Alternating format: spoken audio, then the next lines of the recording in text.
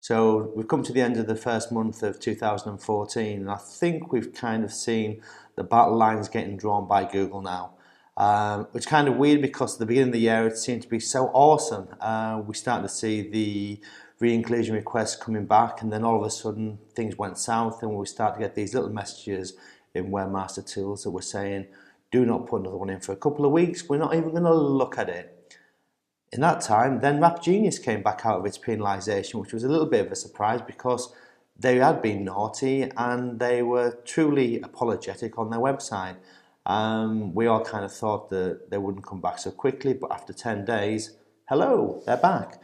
So that was kind of like a little bit of an upturn, because we thought, well, actually, maybe Google is going to be more lenient on websites this time around. And then gets close to the end of the month, and what do we get?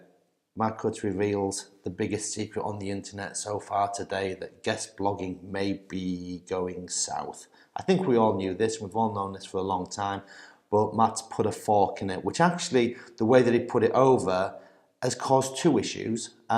One, obviously, people that were doing guest posting are a little bit upset that there's going to be a revenue stream died up there because of the blogs that were taking money for these posts. There's also the other side of it where you've got professional writers that were actually making money by writing articles, and some of these guys are still saying, well, what should I do? Can I actually write for these like high profile websites? So there's been a bit of backwards and forwards on there, and I think the jury's actually still out on this. But one of the big upshots of it is that we're seeing more and more high profile websites now are having a no linking policy, which is kind of weird really, isn't it? Because if that's a journalistic website and they're writing about your website, surely those are the kind of links that Google want to see on the web? I don't know. It seems very weird that all of a sudden the links that Google actually wants you to get are the first set of links that actually dry up on the web. Perfect example of this was that we did a blog post on davidnaylor.co.uk after we were tweeted that it looked like Erwin Mitchell had been penalised in Google for its brand.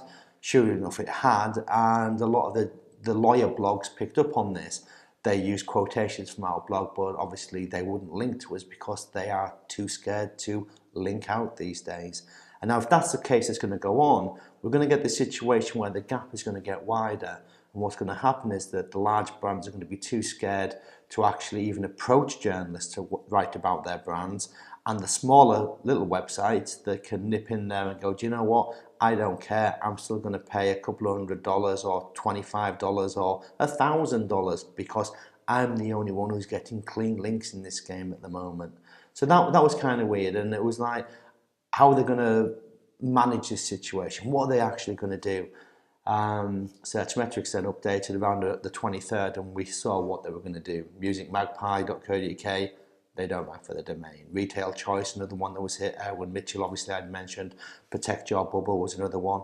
And on and on and on. And then obviously while the dust was settling on that, Matt comes out and says, we've just taken out a French network called Bazia, and now we're going after a German network. So I'm sure there's a load of German people out there at this moment in time that think that is not good, yeah.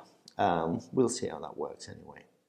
So battle lines are being drawn. Matt said, no more guest posting. We shouldn't do this. He's also came out and said, article submissions, big no, don't do that either. Previously he said, don't buy links. I think that's a given these days.